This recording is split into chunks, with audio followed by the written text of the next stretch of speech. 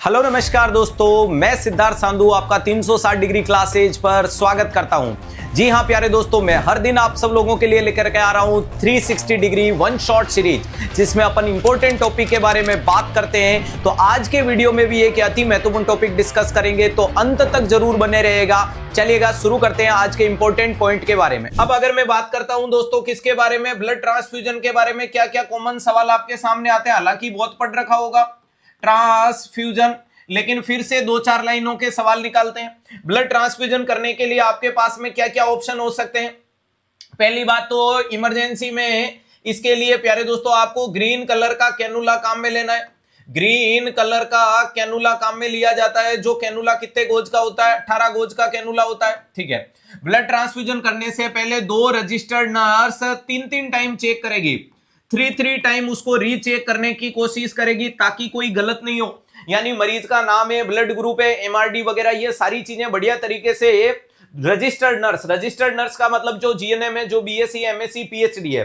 ध्यान रखिएगा, ANM is not a registered nurse. तो क्या एएनएम बहन जी खून चढ़ा सकती है? नहीं चढ़ा सकती। तो दो रजिस्टर्ड नर्स, नहीं लाइसेंस प्रैक्टिशनर नर्स से चेक करवाना है और नहीं अनलाइसेंस असिस्टेंट पर्सनल से करवाना है। अनलाइसेंस असिस्टेंट पर्सनल का मतलब नर्सिंग स्टूडेंट, ठीक है, और लाइसेंस प्रैक्टिशनर नर्स का मतलब एएनएम और उन दोनों से चेक नहीं करवाना है। नेक्स्ट अपन ने बोल दिया इनसे तीन टाइम आप चेक करवाओगे, जिससे क्लियर हो गया। ठीक है, अब आपको क्या करना है, ग्रीन कलर का न्यू कैनुला काम में लिया जाता है। न्यू कैनुला काम में लिया जाता है ताकि कोई प्रॉब्लम्स नहीं हो। ठीक है, इसके बाद में आपको क्या करना है, ब्लड ट्रांसफ्यूजन कितने समय में करना है। अगर मैं आपको पूछूं ब्लड ट्रांसफ्यूजन कंप्लीटेड, अगर कंप्लीटेड कितने समय में करना है, तो 2 से 6 घंटे में कर सकते हो। अरे 2 से 6 घंटे में आपको इसको खत्म करना है। ऑन एंड एवरेज 4 घंटे जवाब दिया जाता है कि एक ब्लड ट्रांसफ्यूजन में 4 घंटे का समय लगता है। ठीक है, इनिशियल 15 मिनट के लिए, शुरुआती 15 मिनट के लिए, इनिशियली 15 मिनट के लिए आप कितना चढ़ाओगे, तो ध्यान रखिएगा 10 to 15 ड्रॉप्स पर मिनट। ध्यान रखिएगा, वेरी इंपॉर्टेंट चीज है कि 1 मिनट में 10 से 15 बूंदी चढ़ाना है। इस हिसाब की रफ्तार से चलाओगे, शुरुआत 15 मिनट, और यहां मरीज को क्लोज मॉनिटर किया जाता है। क्लोज मॉनिटर किया जाता है किसके लिए, ट्रांसफ्यूजन रिएक्शन के लिए। जैसे ही आपने मुझे ट्रांसफ्यूजन चढ़ाया, ध्यान रखिएगा, जैसे ही आपने मुझे ब्लड ट्रांसफ्यूजन किया, अगर वो ब्लड मेरे आरएच इनकॉम्पेटिबिलिटी है, एबीओ इनकॉम्पेटिबिलिटी है, तो चढ़ाते ही रिएक्शन हो जाएगी। तो शुरुआती 15 मिनट में पास में टकटकी लगा के नजर को अच्छे तरीके से चेक कर लेना। उसके बाद में इसकी स्पीड क्या होती है, 30 ड्रॉप। अरे उसके बाद क्या होना चाहिए, देन स्पीड।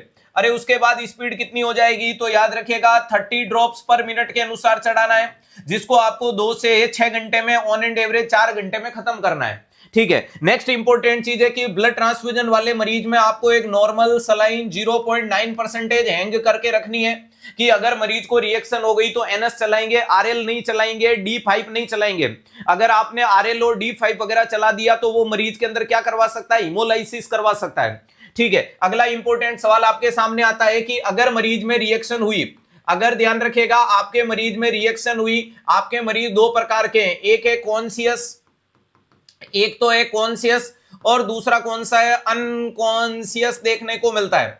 अगर मैं बात करूं कि आपका मरीज दोस्तों कॉन्शियस है, कॉन्शियस का मतलब सचेत है, तो उसमें क्या होगा सर, उसमें होगा हेडेक देखने को मिलेगा। अरे हेडेक के अलावा उसमें क्या होगा, चिल्स होगा। अरे चिल्स होगा, इसके अलावा क्या देखने को मिलता है, अल्टर्ड लेवल ऑफ कॉन्शियसनेस देखने को मिलता है। इसके अलावा ईचिंग देखने को मिलती है, बॉडी के ऊपर रैशेज बन जाएंगे। अरे क्या बन जाएंगे, बॉडी के ऊपर रैशेज बन जाएंगे। अगर इसके अलावा डिज्निया देखने को मिलता है, इसके अलावा डिज्निया देखने को मिले, अगर सचेत इंसान है और ये लक्षण आए तो समझ लेना ट्रांसफ्यूजन रिएक्शन है। ध्यान रखिएगा, सचेत व्यक्ति है और इस प्रकार की चीज आ गई तो समझ लेना ट्रांसफ्यूजन रिएक्शन है। लेकिन अगर अनकॉन्शियस है तो यहां क्या देखने को मिलते हैं, वाइटल एबनॉर्मल मिलेंगे। वाइटल एबनॉर्मल का मतलब मरीज का बीपी गिरेगा, वाइटल एबनॉर्मल का मतलब हार्ट रेट में चेंजेज आएगा, सैचुरेशन में चेंजेज आएगा। चलो, जैसे ही आपको मरीज में ट्रांसफ्यूजन रिएक्शन दिखी, नर्स का पहला काम क्या होना चाहिए, स्टॉप करो। अरे स्टॉप करने के बाद में क्या करो, स्टार्ट करना है, क्या स्टार्ट आईवी नॉर्मल सलाइन 0.9%। अरे किसके लिए, टू फ्लशिंग। अरे टू फ्लशिंग या बोल सकते हो patency, patency of IV line. ध्यान रखिएगा, उस आईवी लाइन की पेटेंसी को मेंटेन करने के लिए आपको नॉर्मल सलाइन 0.9% देनी है। कम से कम 50 ml, मैक्सिमम 500 ml दे सकते हो। इसके साथ में रेगुलर आपको वाइटल साइन चेक करने हैं, ठीक है। इसके अलावा आपको इन्फॉर्म करना है किसको, अरे inform to health, inform to primary health care provider.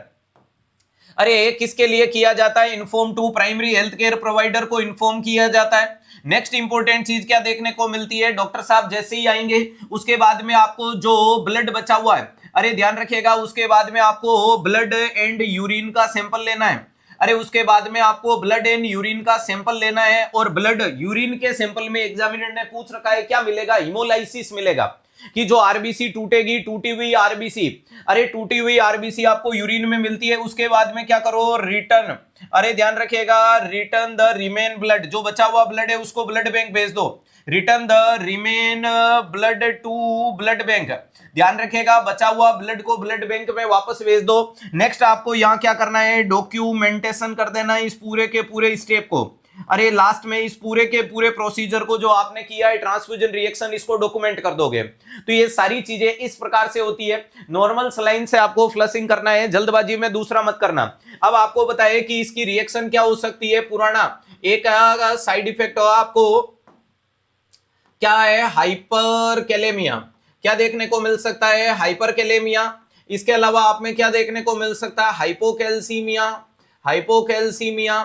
इसके अलावा आप में क्या देखने को मिल सकता है, तो प्यारे दोस्तों metabolic acid, metabolic alkalosis, alkalosis. इसके अलावा आप में क्या देखने को मिल सकता है, आयरन ओवरलोड, आयरन ओवरलोड। इसके अलावा आप में देखने को मिल सकता है कार्डियक ओवरलोड, कार्डियक ओवरलोड।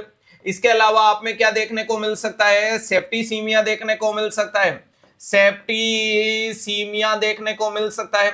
ये आपके इस ब्लड ट्रांसफ्यूजन के कारण कुछ रिएक्शन आपके सामने आती है जो आपको मेनली देखी जाती है। सवाल आपसे एक एक पॉइंट पे पूछेगा कौन सी चीज क्यों होती है, तो आपको जवाब आना चाहिए कि पोटेशियम बढ़ने का कारण क्या है। तो हमारे ब्लड के अंदर जो आरबीसी होती है, आरबीसी का जीवन काल 120 दिन है, और मेरे शरीर में जो आज आरबीसी पैदा हुई वो बराबर 120 दिन बाद मरेगी। चाहे शरीर में होगा तो शरीर में मरेगी, और शरीर से बाहर निकाल दोगे तो बाहर मरेगी। अगर वो आरबीसी मेरे शरीर में मरती है तो मेरे बॉडी में मैकेनिज्म होता है, हीमोलाइसिस के बाद में बिलिरुबिन, बिलिरुबिन बनता है, यूरिकोबिलिनोजन, स्टेरोबिलिनोजन में बाहर निकल जाता है और मुझे कोई तकलीफ नहीं होती है।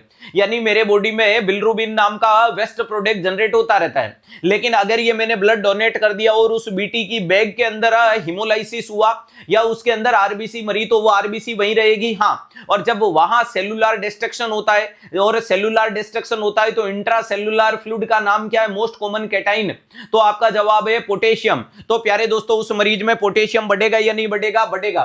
तो याद रखिएगा ये किसके कारण होता है, तो आपका जवाब आता है ड्यू टू ओल्ड ब्लड, अरे पुराने खून के कारण ये देखने को मिलता है।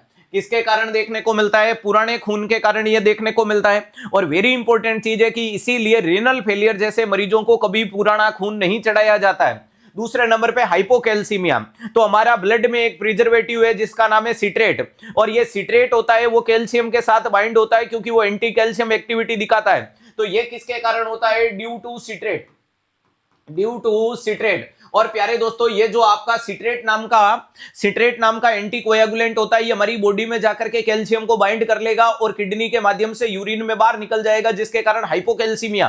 तो वो व्यक्ति जिनमें आप मल्टीपल ब्लड ट्रांसफ्यूजन करते हो, मैसिव नहीं मल्टीपल ब्लड ट्रांसफ्यूजन करते हो, उनको कैल्शियम दिया जाता है, चलेगा। इसके अलावा एक्सचेंज ऑफ ब्लड ट्रांसफ्यूजन, आपको पता होगा कि जॉन्डिस वाले बच्चों में अपन खून चेक करते रहते हैं, अरे खून बदलते रहते हैं, तो उनको भी अपन 50 ml के बाद क्या देते हैं, 0.5 कैल्शियम देते रहते हैं। अगले नंबर पे लिखा है मेटाबॉलिक एल्कलोसिस किसके कारण होता है, तो अगर आपने मरीज को क्या करने की कोशिश की, मैसिव ब्लड ट्रांसफ्यूजन। मैसिव का मतलब 1 घंटे में 4 यूनिट से ज्यादा, या फिर 10 घंटे में 10 यूनिट से ज्यादा 24 घंटे में, इसके कारण होता है। ये किसके कारण हो रहा है, due to massive blood transfusion.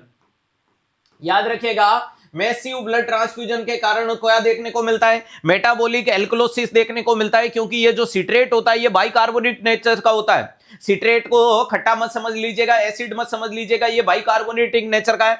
Iron overload किसके कारण होता है, तो याद रखिएगा मल्टीपल ब्लड ट्रांसफ्यूजन के कारण। मल्टीपल ब्लड ट्रांसफ्यूजन का मतलब क्या देखने को मिलता है प्यारे दोस्तों, जब आप जैसे कि थैलेसीमिया जैसा मरीज है जिसको बार बार सर आपकी तबीयत कैसे? जोरदार। क्लियर है? ध्यान रखिएगा, वेरी इंपॉर्टेंट चीज है। यहाँ आयरन ओवरलोड वाली कंडीशन क्या है? मल्टीपल ब्लड ट्रांसफ्यूजन उसमें बार बार करते हैं, थैलेसीमिया जैसे मरीजों में।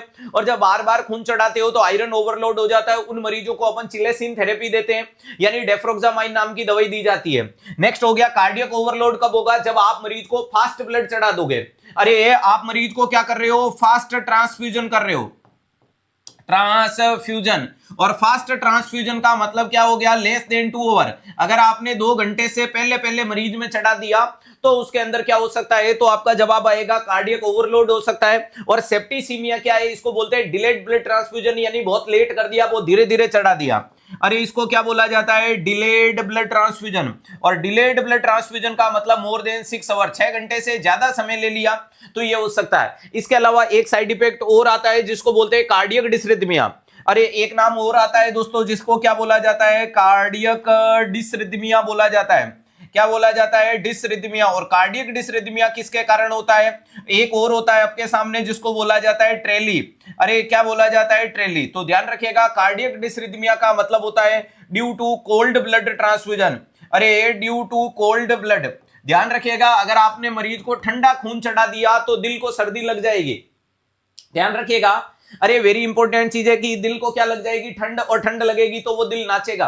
इसलिए क्या खून को गर्म करना है? गर्म करना है, लेकिन एक्जिला में नहीं रखना है। पुराने जमाने में एक्जिला में मरीज की बगल में रख के गर्म कर देते थे या पेट में रख के गर्म कर देते थे। आजकल ब्लड वार्मर आता है, ब्लड वार्मर से ही करना है और बॉडी टेम्परेचर पे देना है। गरम का मतलब गरम गरम चाय की तरह उबाल के मत दे देना कि बबल लोए उठ रहे हैं, इतना गरम दे दिया कि अंदर से नसें जला दी। और ट्रेली का मतलब होता है transfusion related to acute lungs injury. ध्यान रखिएगा, इसका मतलब क्या देखने को मिलता है? ट्रांसफ्यूजन। अरे इसका मतलब क्या है? Transfusion related to acute lungs injury, acute lungs injury. ध्यान रखिएगा, वेरी इंपॉर्टेंट चीज क्या देखने को मिलती है कि आपके ट्रांसफ्यूजन के कारण लंग्स में इंजरी हो जाती है, जिसको ट्रेली बोलते हैं। अरे जिसको क्या बोला जाता है? ट्रेली बोला जाता है। तो ये मोटे मोटे रूप में आपके सामने आ गया। मल्टीपल ब्लड ट्रांसफ्यूजन का मतलब बार बार खून चढ़ाना। मैसिव ब्लड ट्रांसफ्यूजन वाली कंडीशन, ध्यान रखिएगा, वेरी इंपॉर्टेंट चीज है कि मैसिव ब्लड ट्रांसफ्यूजन के लिए अगर आपको बोला जाए कि सर मैसिव किससे बोला जाता है? मैसिव ब्लड ट्रांसफ्यूजन, तो आपका जवाब आएगा मोर देन 4 यूनिट पर हवर। 1 घंटे में अगर आपने 4 यूनिट से ज्यादा चढ़ा दिया, और या फिर मोर देन 10 यूनिट पर 24 आवर्स, या 24 घंटे से ज्यादा चढ़ा दिया।